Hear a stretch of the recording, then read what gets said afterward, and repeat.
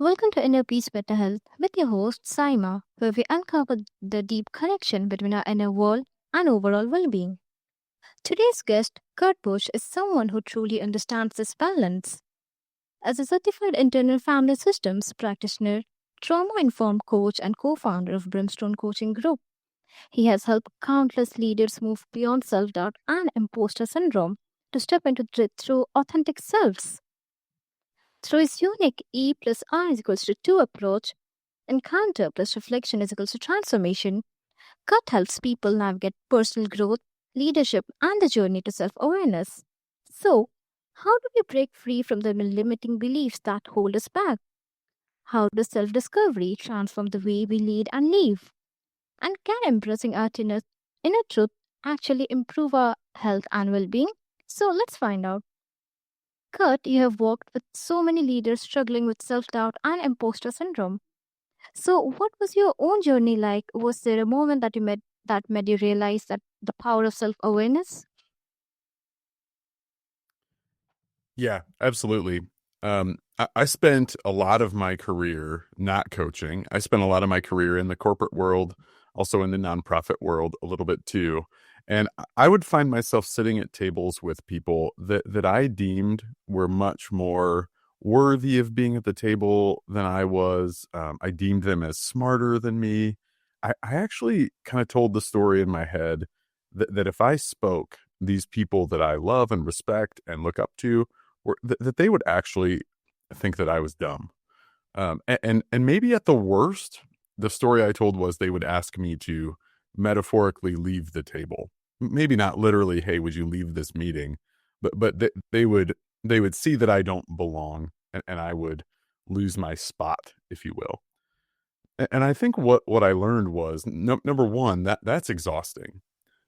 That's exhausting to be in those meetings around those kind of literal or metaphorical tables with people, and continue to wonder, am I going to be found out? Is this comment the comment that's going to get me ridiculed or kicked away from the table? That's just exhausting. Every moment goes into protecting. Every moment goes into deciding if what I'm going to say is going to make me look smart or make me look dumb, and it just takes me away from what I need to be doing. It takes me away from what the organization needs from me. It just takes everything away. It removes my focus. Um, it's exhausting, and I think a lot of people struggle with this. I actually think many of us, if not most of us, struggle with some form of this. There was a moment that I had with a coach. I'm going to say a wise guide years ago, that allowed me to step back and say, "Wait a minute, is this true? Is this really true that these people, number one, don't know who you really are, but number two, is it true that they are going to withdraw from you? Really, that was the fear: is are these people going to withdraw their relationship? And I think what was so key is that self-awareness allowed me to step back and say, no, it's just not true. That doesn't mean the feeling or the fear goes away. I think much of that fear even still creeps up today. But what I think is so key is the self-awareness to be able to pause and say, what's actually true about me and what's actually true about this scenario.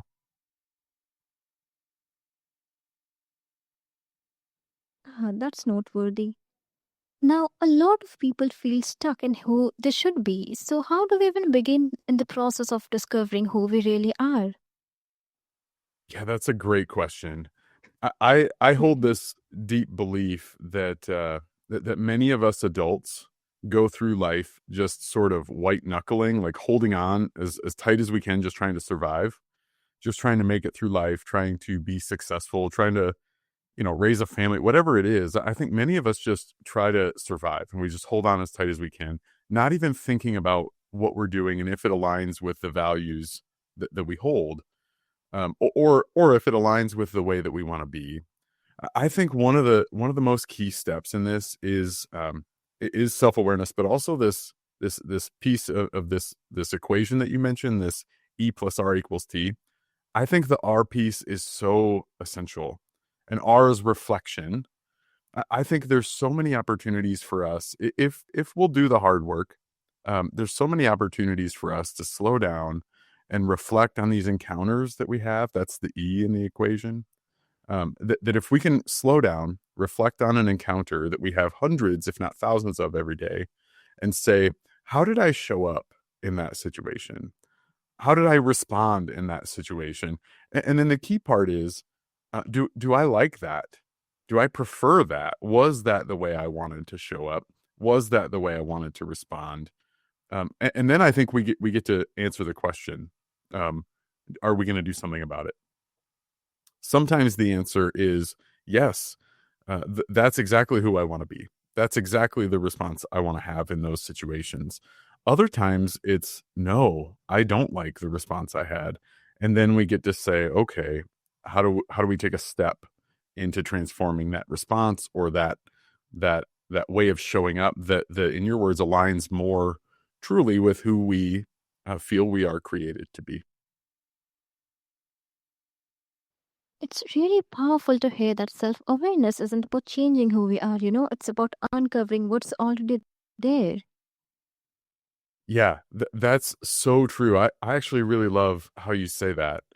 Um, I Mhm. think the key is we we show up in all of the places that we live, work, and play. I might say we show up based on how we've learned how to be years ago as younger versions of ourselves. But who we truly are is really there.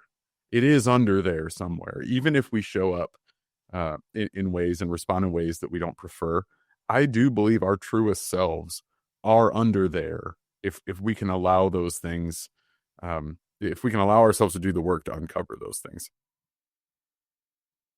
Hmm. Now, you coach people who feel trapped by self doubt and limiting beliefs. So, can you share that? How do we start rewiring our mindset to break free from those patterns? Yeah, thanks for asking. One of the philosophies that we hold as a coaching practice is that we make promises to ourselves as younger versions of ourselves. We call these protective promises. So I would theorize and assert to you that each of us have experiences and encounters as a kid that might not be big T trauma, right? Might not be these life altering events, but are events that teach us how to be. So maybe it's an encounter with a parent that makes us feel like we need to achieve more to get affection. Maybe it's an encounter with a classmate who makes us feel embarrassed or makes fun of us. Maybe it's any number. There's a million different things, but we believe deeply that in those moments we make these protective promises where subconsciously, we say to ourselves, "I will never allow myself to be embarrassed ever," or "I promise that I am never going to be needy or be a burden to anybody." And those protective promises are probably necessary as younger versions of ourselves, right? The protection that says I'm not going to be embarrassed is probably good if we're in younger years. However, that's not always helpful as adults. So we really do truly begin by helping people understand and uncover those protective promises that were probably good at one point in their lives, but now as adults are just not as helpful. Meaning that the threat that needed protection against is just not the same now as adults. But we've learned how to be that. That's become our default, right? If I'm protecting myself from being embarrassed, I probably see so much of the world as a danger of being embarrassed when really maybe it's not actually a danger. So that's really where we begin, is to say, can we hold up a mirror to see the ways that we show up, and are they connected to a protective promise that we made to ourselves at a younger age? So, when self doubt creeps in, what's a practical tool we can use in the moment to shift our thinking? Yeah, I think a practical tool that I use a lot. I still use this today. I think I like to always tell people that this work never ends. These moments of self doubt still creep up even for me. I think the invitation is to build these practical tools, not to get rid of the feelings, because the feelings might never go away, But a practical tool I use is I allow myself to pause. I pause. I take 3 or 4 deep breaths. I exhale longer than I inhale. That's a practice that's not mine. I'm borrowing that. I stop. I take some deep breaths, and I ask myself in the moment, what's actually true? One of the things that I used to get stopped by was the feeling that I just don't belong. So I ask myself, what's true? And what I found to be true was that I do belong. I do belong at these tables. I do have a voice that's worth being heard. I do have achievements that are worth being noticed. And honestly, again, that's that R piece, that reflection piece, that moment to say what's actually true in this moment. That's maybe the most practical tool that I use in my own life. That's such a great reminder, Kurt, that self doubt doesn't have to be the end of the story. We can learn to change the narrative. Yeah, Your coaching, Mhm. Please continue. yeah, I think you're right. Self-doubt doesn't have to be the end. We are not destined to be stuck in these old Mhm. patterns for the rest of our adult lives. Thanks for saying that. Yeah, indeed, yes. Now, your coaching philosophy is built around encounter plus reflection is equals to transformation. So, can you walk us through what that means and how it works? Yeah, thanks for asking. So E in this equation stands for encounter. We believe that we have, again, hundreds, if not thousands of encounters every single day, either with other humans, with situations that have the potential to make us feel like an imposter, to make us feel like we're not enough. We have hundreds, if not thousands, of these every day. Um, so then the R piece, reflection, is the invitation to look at each one of these encounters that we have. Maybe real time, maybe as we have the encounter, maybe at the end of the day. But the reflection piece really is about asking, number one, what happened? With no good or bad, with no judgment of positive or negative. What happened in this encounter? How did I respond in the encounter? What meaning did I make of the encounter? Often, what's true is we make meaning of things that aren't actually true. One of the examples that I like to give is if I sent you an email that said, "Hey, can you help me move next Saturday?" and you replied back with just a simple, "No, I'm sorry, I can't." I can make a meaning of that. I can make a million meanings. I can assign the meaning that you don't like me. I can make the meaning that you're mad at me, or I could make the meaning that you are busy and you're just unavailable. And we do this with every one of those encounters. So the reflection piece, we really want to invite people to look at the meaning that we make and say, is there a different meaning that we could make? Are we jumping to an assumption that's not true? Um, and really, what we believe is that when we put those things together, when we pause to intentionally reflect on an encounter, we believe that's as close to a secret sauce for transformation as we can get. Because what's true is that once I see something, I can't unsee it. So if I have an encounter with someone that makes me feel like I'm an imposter, and I stop and reflect on it and start to ask these questions of what meaning did I make? How did I respond? What protective promise is in play here?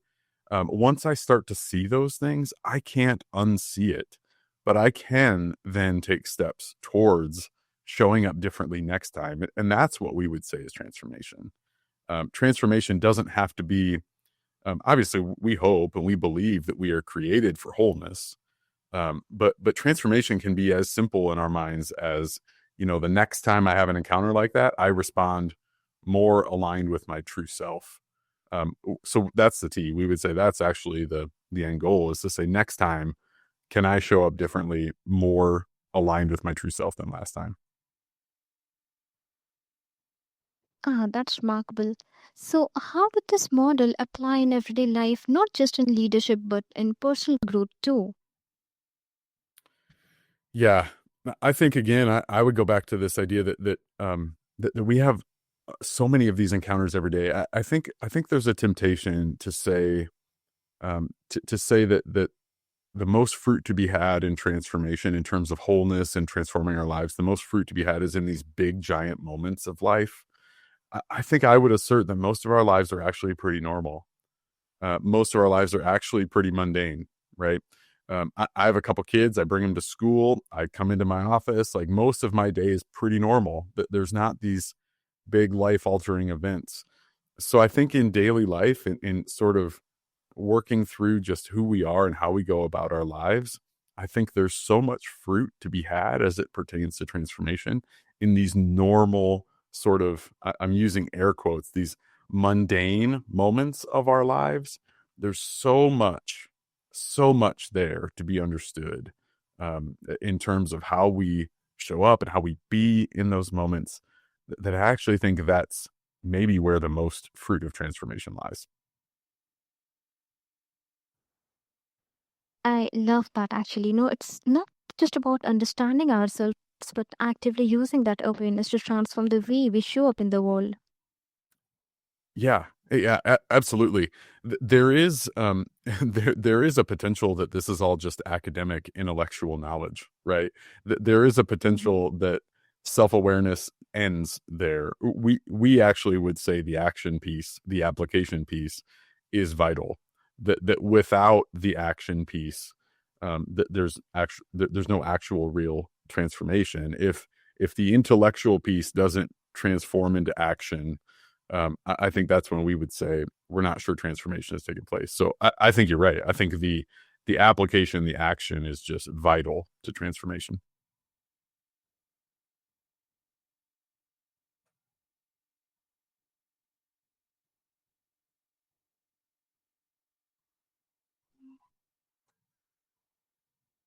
Now, there's a strong connection between emotional self awareness and physical health. So, how does inner peace actually lead to better health? Yeah. Maybe some of the listeners are familiar with a book called "The Body Keeps the Score." Um, I again, that's not my writing. I'm borrowing from some of that, but we would say that we believe wholeheartedly that that we carry these encounters, we carry our responses to them, we carry the anxiety of them, we carry them in our bodies, and it affects our sleep. It affects the way our muscles relax. It affects our posture. It affects so much of our physical health when these emotional things that we carry, that we maybe don't even know how to address, right? When we carry those things around, we believe so deeply that those things get stuck in our physical body, affecting so much of how we actually feel physically throughout the day.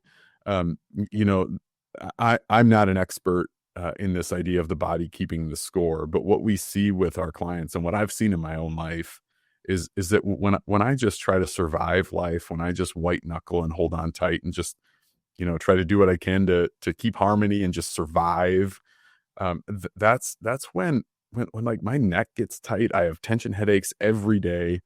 I don't sleep well. Those things have a real tangible impact that I don't know that I always fully understand, but they show themselves over and over again. If we don't address them, there is absolutely a connection for sure. Mhm. Now, for someone who feels constantly overwhelmed, where's the best place to start when it comes to finding that inner peace? Yeah, it's a good question. This is going to sound counterintuitive. I actually think for someone who feels overwhelmed or overloaded, I think the best way to begin to address that practically is to find some way to create even just a couple of minutes in their day, Mhm. even if it's just 2 or 3 minutes to pause and to meditate and reflect. It sounds so counterintuitive to say the way out of overwhelmed and overloaded feelings is to find ways to pause and reflect. But I actually think without getting out of the getting out of the river, if you will, or getting out of the rat race or whatever we call that, I think if we just continue to stay in it, we'll just continue to do the same things we do over and over and over and get the same results. We get the results that our systems are designed to get. So if I never create space to get out of the busyness, out of the overwhelmed state, if I never begin to do that, I'm just going to keep doing the things. So as silly as it sounds, we coach people all the time. If you can find 5 minutes in your day, maybe it's at lunch, maybe it's right away in the morning, maybe it's in the evening, find 5 minutes a day, maybe it's a couple days a week, start small, because overloaded feelings are so prevalent. Start small, carve out some time, and carve out some time that's achievable. Do something that you can find that you can claim as a win, right?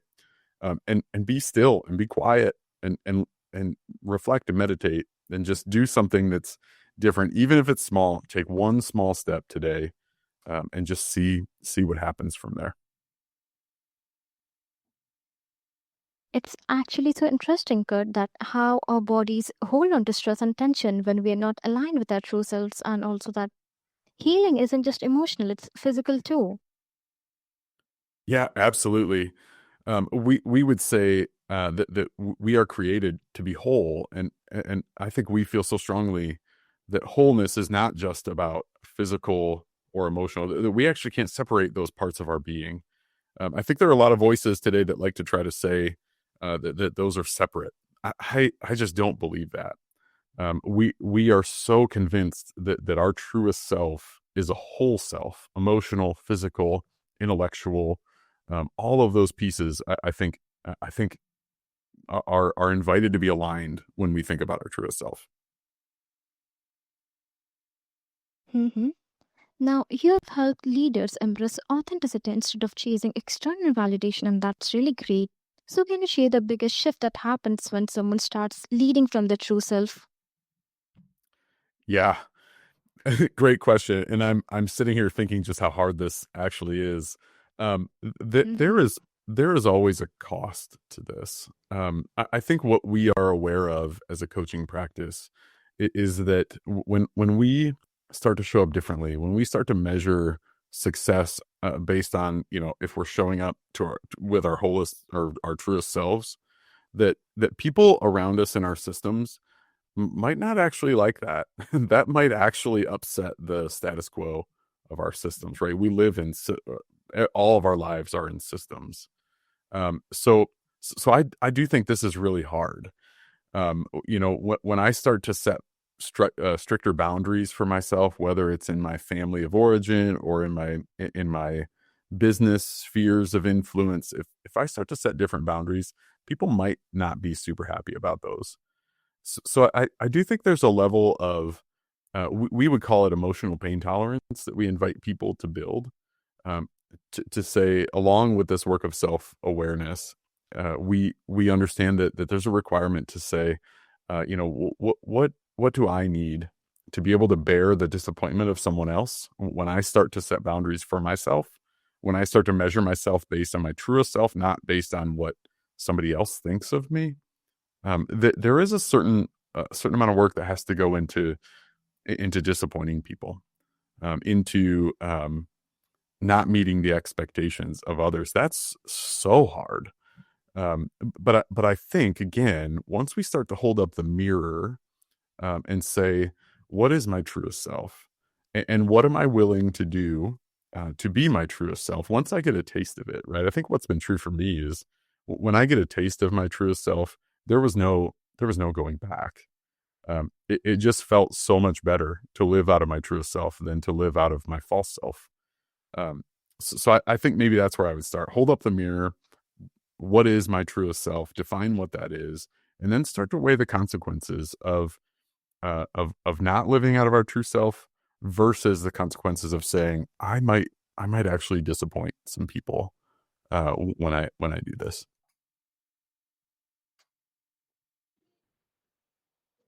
That's going to surely be beneficial for all our listeners out there. So, how can we practice authenticity in a world that often rewards conformity? That is such a good question. You are bringing the questions, Mhm. and I love it. How can we practice Okay. authenticity? Yeah, I think you're right. I first want to affirm we live in a world that does not reward authenticity. I think, again, that this is the reflection piece that we push so hard on. I think first we just have to know who our truest self is. I would be remiss if I didn't say Having a coach or a wise guide that can help a person or help me continue to get more clear on that is super beneficial. I think having someone like a coach that can hold me or the listener accountable to authenticity in a gentle and compassionate way is extremely helpful. Um, I think having a system of maybe a couple people that are doing this same work that can start to begin to use the same language with each other, start to create a movement of authenticity, I think is super beneficial. I just cannot say enough how important it is that we live as our authentic selves. I actually think that the world needs us to be our authentic selves. I think certainly our organizations, our families need us, but I think the world needs us to be our most whole selves. So I think the invitation is always to say, continue to hold up a mirror in every one of those encounters, every one of those experiences in our daily lives. Continue to hold up a mirror and say, is this aligned with my true selves? Is this authentically who I'm created to be, who I want to be, and how I've decided to be? So maybe that's what I would say. Continue to hold up that mirror, preferably with a wise guide or a coach that can do that really well with you. That's such an important shift, Kurt. Your work is as powerful reminder that self-awareness is the foundation of everything, our health, our leadership, and our overall happiness. When we stop living in self-doubt and start living in alignment, transformation naturally it flows out. And for anyone listening who's ready to step into their own discovery, check out Brimstone Coaching Group to listen to the Brimstone Coaching podcast for more insights.